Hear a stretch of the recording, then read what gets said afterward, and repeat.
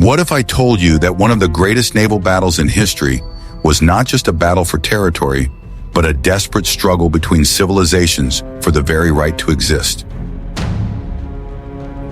It was not a clash of kings or armies. It was a moment when the entire Mediterranean held its breath, waiting to see whose faith and whose will would prove stronger. The future of Europe was at stake, and on that day, the smoke of cannons mingled with the prayers of warriors in the Gulf of Lepanto. Watch the video to the end to find out how just 6 giant floating fortresses were able to change the course of the battle, and why this victory became a myth that proved more important than reality itself.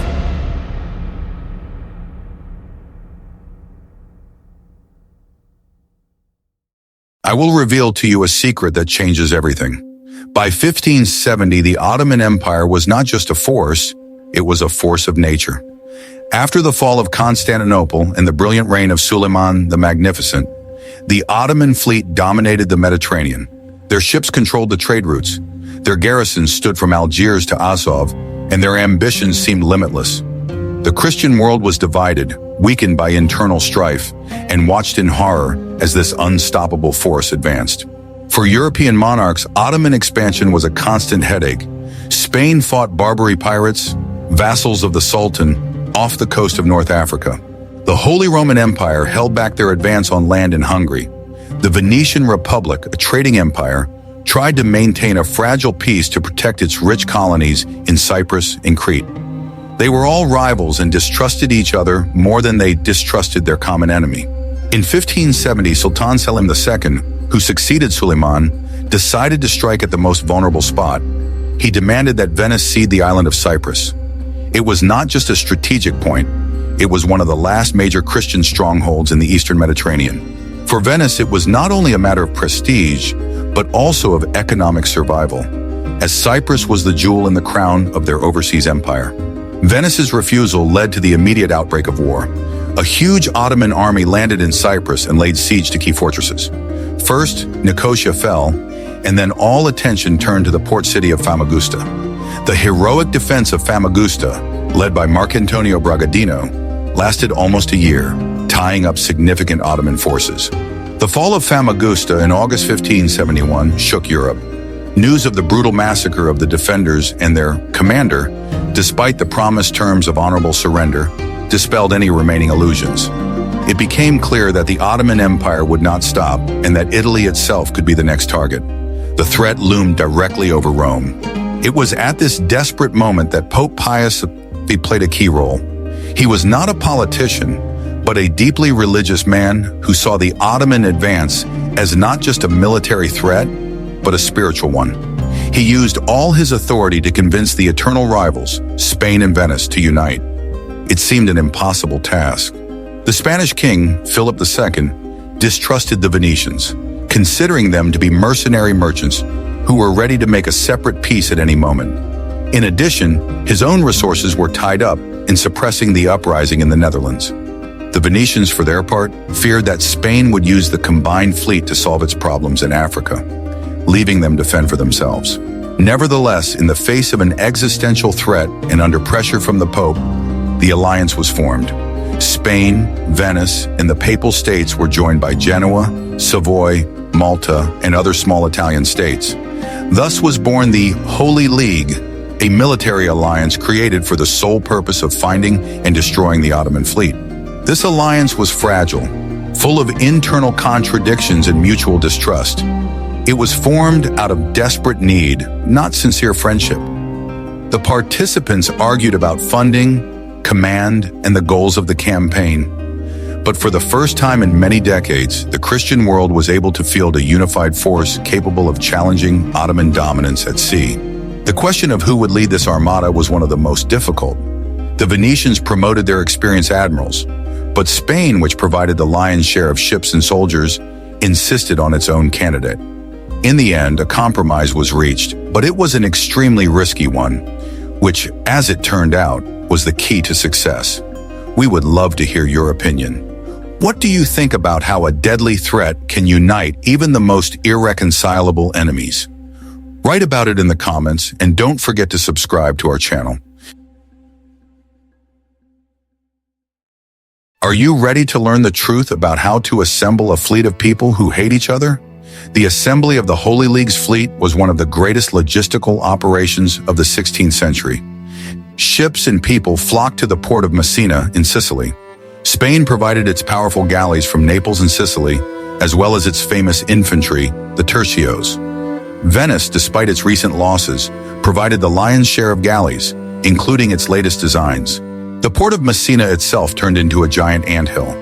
Thousands of sailors, soldiers, craftsmen, and merchants filled the city. The air was filled with the clanging of hammers from the shipyards, shouts in dozens of languages, and the creaking of ropes. The ships had to be not only assembled, but also equipped. Tons of gunpowder, cannonballs, provisions in the form of biscuits and salted meat, and thousands of barrels of water were required. One of the most difficult problems was the rowers. Galleys were man-eaters, requiring enormous amounts of muscle power. The Venetians traditionally used free, hired rowers, which boosted their morale. The Spaniards, on the other hand, relied heavily on convicts and prisoners chained to the benches. The mixing of these disparate crews and soldiers led to constant conflicts. Spanish soldiers looked down on Italian sailors, Venetians distrusted Genoese, and German mercenaries had difficulty getting along with the Spanish. Fights and brawls constantly broke out in Messina, threatening to escalate into open clashes between allies. A leader was needed who could not only command but also inspire respect, reconcile enemies, and unite them behind a common goal. The Pope and Philip II chose Don Juan of Austria. He was only 24 years old. It was a risky choice that could have ended in disaster. Don Juan was the illegitimate son of the late Emperor Charles X, and therefore the half-brother of the Spanish King Philip II. He was young, charismatic, handsome, and had already proven himself a capable military leader by suppressing the Moorish uprising in Granada. He was the embodiment of the knightly ideal. Upon arriving in Messina, Don Juan immediately set about restoring order. He used not only his formal authority as commander-in-chief, but also his personal charm. He personally settled disputes between captains, organized reviews and tournaments to boost morale, and displayed ostentatious piety, which impressed the Pope. He also had to coordinate a military council consisting of experienced but stubborn admirals. Among them were the Venetian Sebastiano Venier, a hot-tempered 75-year-old veteran, and the Genoese Giovanni Andrea Doria, nephew of the famous admiral, known for his caution and cool attitude towards the Venetians. Every decision was the subject of lengthy debate. The fleet assembled in Messina was enormous.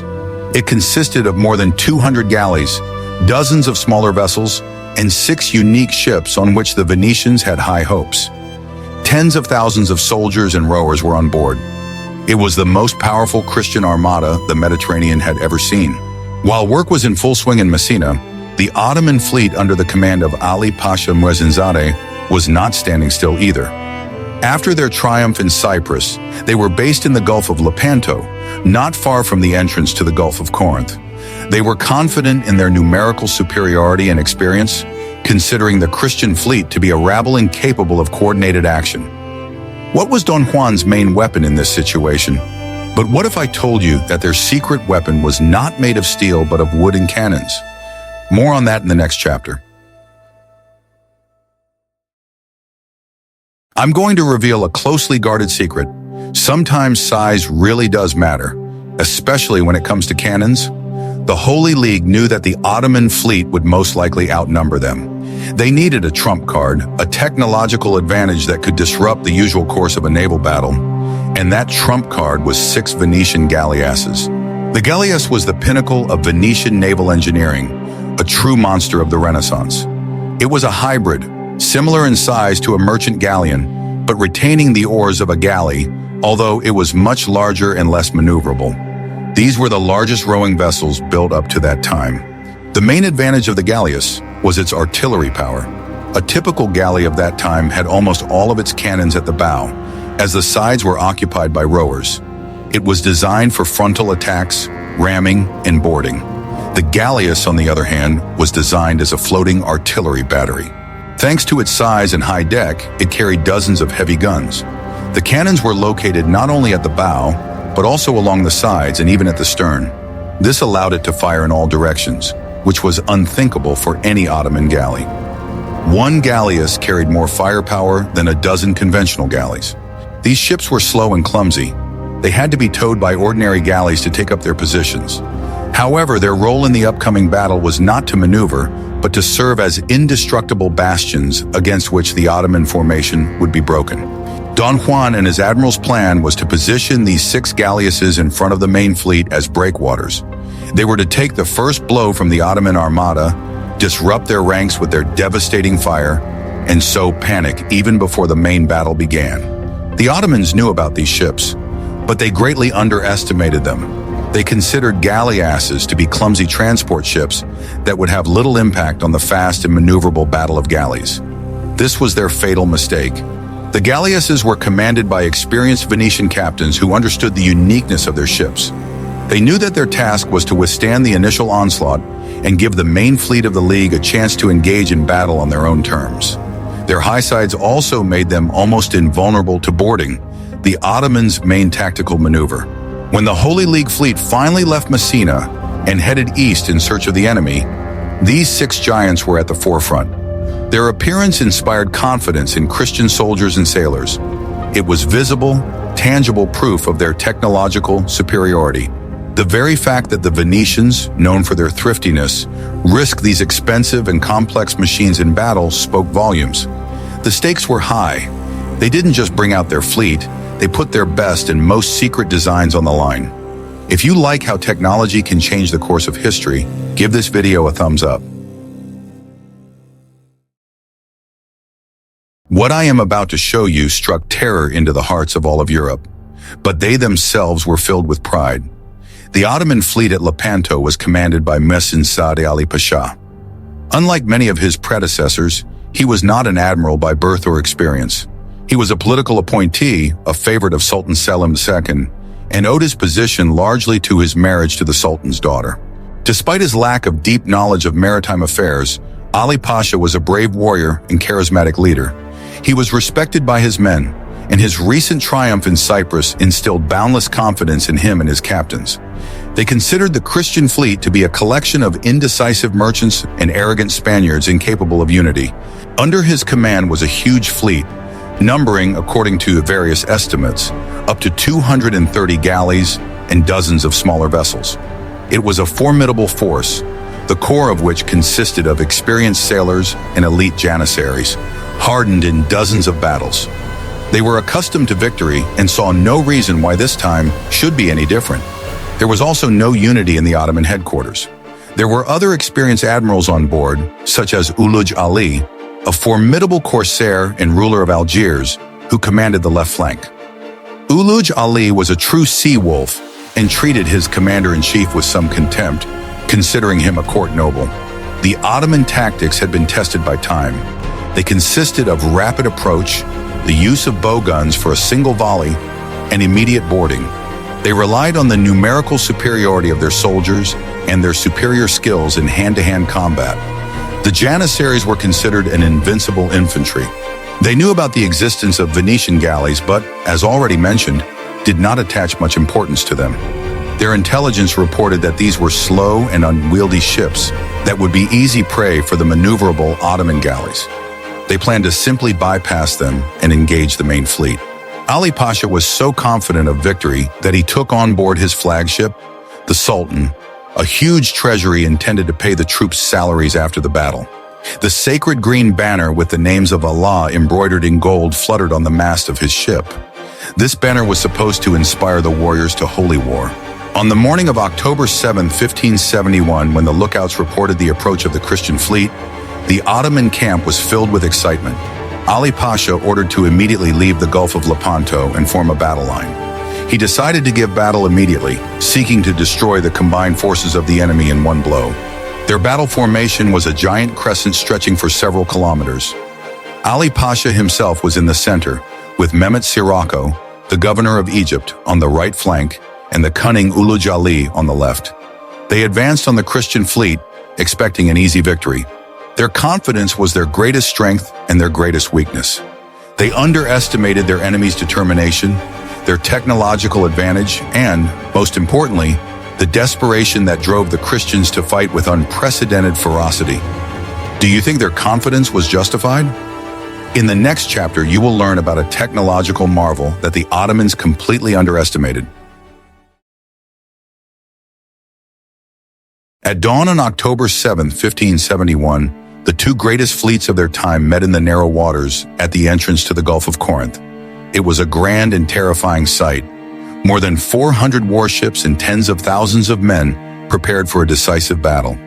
The wind, which had initially favored the Ottomans, changed direction by morning, which the Christians took as a good sign. Don Juan of Austria arranged his Holy League fleet in a classic line. This formation stretched for 4 miles. The left flank, closer to the shore, was commanded by the Venetian Agostino Barbarigo. The right flank, open to the sea, was commanded by the Genoese Giovanni Andrea Doria. The center was led by Don Juan himself on his flagship, the Real. Behind the main line was a reserve under the command of the Marquis of Santa Cruz. His task was to come to the aid of any section where the battle was going badly. But the main tactical innovation was the positioning of 6 galleasses. Don Juan ordered them to advance a mile ahead of the main line, 2 in front of each of the 3 main sectors. The Ottoman fleet, as planned, formed a wide crescent to try to envelop the Christian flanks. Ali Pasha was in the center on the Sultan, directly opposite Don Juan. On the right flank of the Ottomans, opposite the Venetian Barbarigo, was Mehmet Sirocco. On the left, in the open sea opposite Doria, stood Ulugh Ali. When the Ottoman ships moved to attack, they encountered their first obstacle, the galleys. The Venetian giants, which had been towed into position and left there, looked like immovable islands. The Ottoman galleys, propelled by oars, were forced to sail around them, and at that moment, the galleasses opened fire. It was a volley unlike anything the Ottoman sailors had ever heard before. Heavy cannons mounted on the sides fired grape shot and cannonballs at the dense rows of advancing galleys. Unlike the bow cannons, which could only fire once before closing in, the galleasses fired continuously. The effect was devastating. The volleys literally riddled the Ottoman ships, breaking oars, knocking over cannons, and creating chaos on the decks. Several Ottoman galleys were sunk or seriously damaged before they could even approach the Christian line. The Ottoman formation was broken at the very beginning. The captains had to maneuver to get around these floating fortresses, which disrupted their famous crescent formation. Some galleys stopped to try to attack the galleasses, but their low sides prevented them from boarding the tall Venetian ships, and the return fire was devastating. This first strike had enormous psychological significance. The Ottomans' confidence was shaken. They had not expected such powerful resistance. The Christian fleet, on the other hand, was encouraged by the damage their secret weapon was inflicting. Having passed through the fiery barrier of the galleys, albeit with losses, the Ottoman fleet rushed towards the main line of the Holy League. The ships of the central squadrons, led by the flagships of Don Juan and Ali Pasha, rushed towards each other. The main battle, a battle of boarding and desperate combat, was just beginning. Don Juan ordered the sacred banner of the League to be raised on his flagship, and priests throughout the fleet gave the soldiers absolution. The young commander, clad in shining armor, sailed in a fast boat along the line of his ships, inspiring soldiers and sailors. The battle for the future of the Mediterranean was entering its decisive phase. Guess what happened next? When the smoke from the galleys' volleys cleared, the central arena of the battle came into view. The 2 flagships, the Spanish Real under the command of Don Juan and the Ottoman Sultan under the command of Ali Pasha, were moving inexorably toward each other. This was not just a collision of ships, it was a duel between leaders, on which the outcome of the entire battle depended. The Real and the Sultan were the pride of their fleets, huge galleys carrying hundreds of soldiers. Don Juan's flagship was reinforced by elite Spanish tercios, the best infantry in Europe. Ali Pasha's flagship was defended by select janissaries, armed with composite bows and yataghans, considered invincible in close combat. The 2 ships collided with a deafening crash. The bow guns fired a simultaneous volley, and in the next moment, the ships grappled side by side. The boarding battle began. Hundreds of men clashed in a desperate struggle on the decks, which instantly turned into an arena of chaos. The janissaries from the Sultan attempted to board the Real twice, and twice the Spanish infantry threw them back. The battle was incredibly intense, with both sides aware that the entire fleet was watching them. The fall of the flagship would mean an immediate collapse of morale. Don Juan personally led his men into battle, fighting in the front ranks. Ali Pasha, also demonstrating incredible bravery, inspired his janissaries. At this critical moment, the reserve admirals of the Holy League saw that their commander was in trouble. The Marquis of Santa Cruz immediately led his ships to the rescue. Other galleys began to approach the clashing flagships on both sides, turning the center of the battle into one giant, chaotic pile of dozens of ships. The galleys collided and clung to each other, while soldiers ran from deck to deck. It was no longer a naval battle, but a land battle on a floating platform. The Spanish tercios, armed with arquebuses, had a firepower advantage over the janissaries, who still relied on bows. Arquebus fire at close range was devastating. Gradually, the Christian soldiers began to crowd the defenders of the Sultan. The third attack by the Spanish on the Ottoman flagship proved decisive. Soldiers from the Real and the approaching support galleys poured onto the deck of the Sultan. In the chaos of battle, Ali Pasha was defeated. His fall caused instant panic among the crew. Shortly thereafter, the Sultan's sacred green banner was torn down, and the Christian standard flew over the Ottoman flagship. It was a turning point. The entire Ottoman center, witnessing the fall of their admiral and his banner, faltered. Command was lost, and what had been a battle began to turn into a rout. At the same time, fierce fighting was also taking place on the flanks. On the left flank of the League, the Venetian Barbarigo was forced to fight in unfavorable conditions near the shore, but his ships held their ground. On the right flank, the cunning Ulugh Ali tried to outmaneuver the Genoese Doria by stretching the line and attempting to get behind the Christians. How would you feel if you were in the middle of such a clash? In the next chapter, we will see how the battle on the flanks determined the final outcome. While the drama unfolded around the flagships in the center, equally fierce battles raged on the flanks. On the left flank of the Holy League, near the coast, Venetian galleys under the command of Agostino Barbarigo clashed with the right flank of Mehmed Sirocco's Ottomans. Sirocco was an experienced admiral and attempted to use his knowledge of the shallow waters to outflank the Venetians. Barbarigo, also an experienced sailor, saw through this maneuver. He ordered his galleys to stay as close to the shore as possible to prevent the Ottomans from surrounding them. A fierce battle ensued at close range. The ships became entangled in a dense mass, and the battle turned into a series of desperate boarding skirmishes. The Venetians fought fiercely, knowing that they were defending their native waters and avenging Cyprus. They suffered heavy losses but did not retreat. In the heat of battle, Agostino Barbarigo himself was wounded, but his men continued to fight, preventing the Ottoman flank from breaking through. On the opposite right flank of the League, in the open sea, a completely different battle was taking place. Here, the two most cunning admirals of the battle clashed, the Genoese Giovanni Andrea Doria and the Algerian corsair Ulugh Ali. Ulugh Ali commanded the most maneuverable and experienced wing of the Ottoman fleet. Doria, fearing that Ulugh Ali would bypass him in a wide arc and strike the rear of the Christian center, began to shift to the right, taking his ships further and further out to sea. This maneuver created a dangerous gap between the center of the League and its right flank. Ulugh Ali immediately took advantage of this. He did not pursue Doria, but sharply changed course and led some of his best galleys straight into the gap that had formed. His target was the ships of the Order of Malta, which were at the edge of the central group. The Knights Hospitaller, known for their bravery, found themselves in a desperate situation, attacked by superior forces. Ulugh Ali's galleys fell upon the Maltese, capturing several ships. It seemed that the Ottomans would be able to turn the tide of battle in this sector and strike Don Juan in the rear, who was busy fighting the Sultan at that moment. It was the most critical moment of the battle for the Holy League. However, at that moment, reinforcements arrived. The Marquis of Santa Cruz, who had already provided support to the center, saw the danger on the right flank. He immediately turned his fresh galleys around and struck the flank of Ulugh Ali's attacking ships. Ulugh Ali realized that his venture had failed. The center of the Ottoman fleet had already been destroyed, and his own admiral had been defeated. Finding himself between Doria's squadron, which was now returning, and Santa Cruz's reserves, the Algerian corsair made the only correct decision. Gathering the ships that were still able to fight, he broke through the thinning ranks of the Christians and managed to escape into the open sea. He was one of the few Ottoman commanders who managed to save part of his squadron from complete destruction.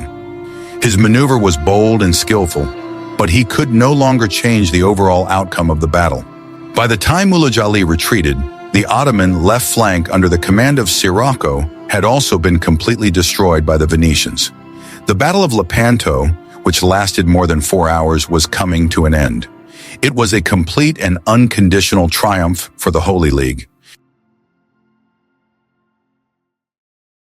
When the smoke cleared over the Gulf of Lepanto, the victors were greeted by a scene of total destruction. The Ottoman fleet, which had seemed invincible that morning, had virtually ceased to exist. Most of their galleys had been either captured or sunk. Only a small squadron commanded by Mulaj Ali managed to break away and escape. The Ottoman losses were colossal. Tens of thousands of sailors, rowers, and soldiers were killed or taken prisoner. The Holy League captured more than 100 enemy galleys, which were immediately incorporated into their fleets. A huge treasure chest was captured from Ali Pasha's flagship. But the most important result of the battle was the liberation of thousands of Christian slaves who had been chained to the oars on the Ottoman galleys. When Christian soldiers broke the chains, their jubilation mingled with the joy of the victors. This scene became one of the most powerful symbols of the victory at Lepanto. The losses of the Holy League were also significant, but incomparable to those of the enemy. They lost several galleys and thousands of men, including many valiant commanders, such as the Venetian admiral Agostino Barbarigo. Don Juan of Austria was also wounded in battle. News of the victory at Lepanto spread throughout Europe with incredible speed, causing widespread jubilation. In Rome, Pope Pius V, who, according to legend, had a vision of victory at the very hour of the battle, organized grand celebrations. Throughout Spain, Venice, and Italy, bells rang and Thanksgiving services were held. The psychological effect was immeasurably more important than the military one. For the first time in a century, the myth of the Ottomans' invincibility at sea was dispelled. The Christian world saw that, by uniting, it was capable of resisting a formidable enemy and winning. It was a tremendous boost to morale. Don Juan of Austria instantly became a hero to the entire Christian world. His youth, courage, and piety made him a living legend, the ideal crusader knight. The best artists painted his portraits, and poets dedicated odes to him. However, in strategic terms, the fruits of victory were not so significant. After the triumph, old contradictions between the allies flared up with renewed vigor. The Venetians wanted to use the fleet to recapture Cyprus, but the Spaniards were not interested in this. Winter interrupted the hostilities, and by the spring of 1572, the Holy League had still not been able to agree on a unified plan. Don Juan tried to hold the alliance together, but political intrigues proved stronger. The fleet remained inactive, wasting precious time. Meanwhile, Constantinople was not sitting idly by. Grand Vizier Mehmed Sokollu, with his characteristic energy, set about rebuilding the fleet. He famously told the Venetian ambassador that at Lepanto, the Christians had only shaved his beard, while the Ottomans in Cyprus had cut off their hand. The beard, he claimed, would grow back. The Grand Vizier's words proved prophetic. The Ottoman Empire demonstrated an incredible ability to recover. Using all the resources of their vast country, the shipyards of Istanbul worked day and night. In just 1 year, the Ottomans built a new fleet that was equal in size to the one lost at Lepanto. This new fleet was, of course, not as good. The ships were hastily built from raw timber, and the experienced crews and archers who had died in battle were irreplaceable. Nevertheless, by 1572, the Ottoman armada was back at sea, demonstrating its unbroken will. The Holy League, on the other hand, was falling apart before our eyes. In 1573, the Venetian Republic, exhausted by war and seeing no further support from Spain, took a humiliating step. It concluded a separate peace with the Ottoman Empire. Under the terms of this peace, Venice not only officially ceded Cyprus, for which the war had begun, but also undertook to pay the Sultan a huge indemnity. It was as if the victor was paying tribute to the vanquished. The Holy League officially ceased to exist. It seemed that all the sacrifices of Lepanto had been in vain. The Ottoman Empire retained control of the eastern Mediterranean, and Venice suffered a political defeat. Spain shifted its attention to the Netherlands, and Don Juan of Austria was sent as governor to Brussels, where he soon died. However, in the long term, the Battle of Lepanto was of fundamental importance. It was a turning point. Although the Ottomans rebuilt their fleet, they never again risked engaging in a general battle with the combined Christian forces. The battle finally halted their expansion in the Western Mediterranean. The center of maritime trade and power began to shift from the Mediterranean to the Atlantic. The era of great discoveries in Atlantic trade had already begun, and Lepanto became the last chapter in the history of Mediterranean domination. In addition, Lepanto was the last great battle of the era of rowing ships. It was the culmination and decline of the era of galleys. Already in this battle, the artillery of the galleasses showed that the future belonged to sailing ships with powerful side armament. The victory at Lepanto became a permanent part of European culture. Poems, paintings, and books were written about it. Miguel de Cervantes, the future author of Don Quixote, fought at Lepanto and was proud of it all his life. Thus, Lepanto was not so much a military victory as a psychological and cultural one. The myth of Lepanto, of the triumph of united Christianity, proved to be much more important and enduring than its immediate strategic results. It was a symbol that the onslaught could be stopped. The Battle of Lepanto remains one of the most spectacular and significant naval battles in world history. It was the culmination of centuries of conflict for control of the Mediterranean Sea. It was not just a clash between two fleets, but between two worlds, two ideologies, and two geopolitical systems. The main lesson of Lepanto is the power of unity. Victory was only possible because eternal rivals Spain and Venice were able to overcome their mutual distrust for the sake of a common goal. Although this alliance was short-lived, it showed what could be achieved through joint efforts. The battle also demonstrated the importance of technological superiority. 6 Venetian galleasses essentially won the first, most important phase of the battle. They proved that firepower and innovation can defeat numerical superiority and traditional tactics. Lepanto was a triumph for a new type of warrior. Spanish soldiers with arquebuses proved more effective than janissaries with bows. It marked the end of the era of cold weapons in boarding combat and the dawn of the era of gunpowder and artillery, which would dominate the battlefields for centuries to come. The personality of the commander also played a decisive role. The charisma, youth, and courage of Don Juan of Austria cemented the fragile alliance. He was able to instill confidence in victory in his men, which ultimately led to triumph in the desperate battle of the flagships. For the Ottomans, Lepanto was a lesson in the consequences of overconfidence. Underestimating the enemy, its technological innovations, and its determination led to disaster.